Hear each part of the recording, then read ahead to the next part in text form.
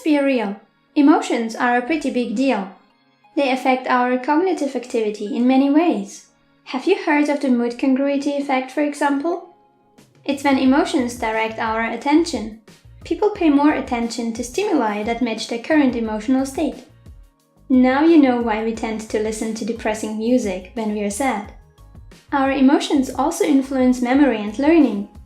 Information memorized in a certain emotional state can be more easily recalled when we experience a similar emotion to the one that we felt while learning.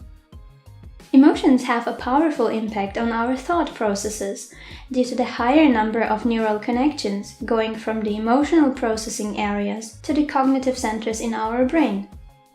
Our most pervasive thoughts, the ones we cannot seem to control, are usually highly emotionally charged. Emotional experience also can influence future behavior and actions. In other words, emotions influence our habits. That's why we tend to check social media as soon as we feel bored, for example. We truly cannot separate emotions from our thoughts, as the areas in our brains responsible for both emotional and cognitive processes are so closely intertwined. They go hand in hand. So how do we become addicted to emotional states? Well, each thought we have triggers a chemical reaction in our brain.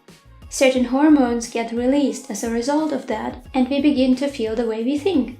The emotions we feel make us pay attention to more of the same, according to the mood congruity effect, thus making us think more according to how we feel. We establish something like a feedback loop. The body gets addicted to emotional states in the same way it gets addicted to illegal substances. Let's take anger as an example. You're thinking of calling out your sibling for eating the last piece of cake that was meant for you.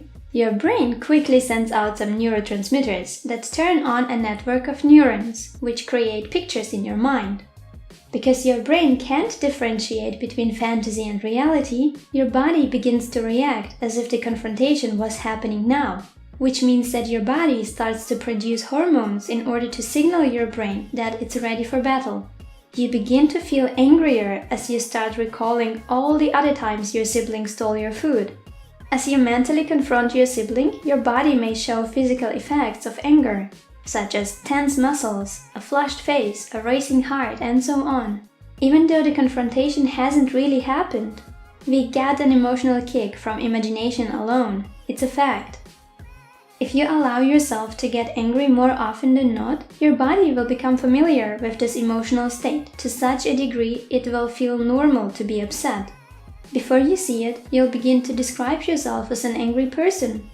You'll say things like, "What? I'm an impulsive person. I'm aggressive. Gosh, I've always been angry. I've always been like this, okay?"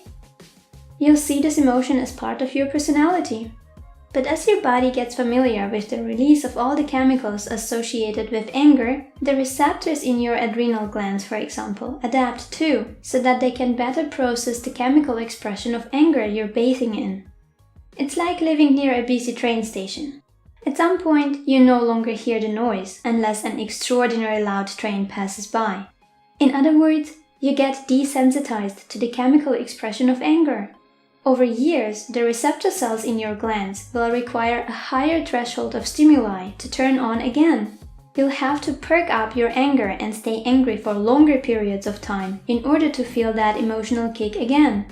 The emotional kick makes you feel alive because you focused on an emotion for so long it seemingly became a part of your personality. That, my friend, is how we become addicted to emotional states by our own doing.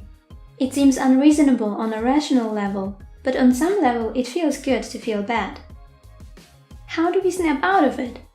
Once we make up our minds to change our attitude, our body is going to search for emotional triggers, because it wants to keep producing the emotional state we conditioned it to produce. Remember, the emotional state that's become so familiar to us is now subconscious. Naturally, we'll be drawn to things, people, and topics that would remind us to feel the same way again. Meditation is necessary to become aware of our habits and how we are currently being. Strategic changes in our daily routine will help eliminate the triggers, and in a matter of weeks, we can see positive changes in our attitude and behavior.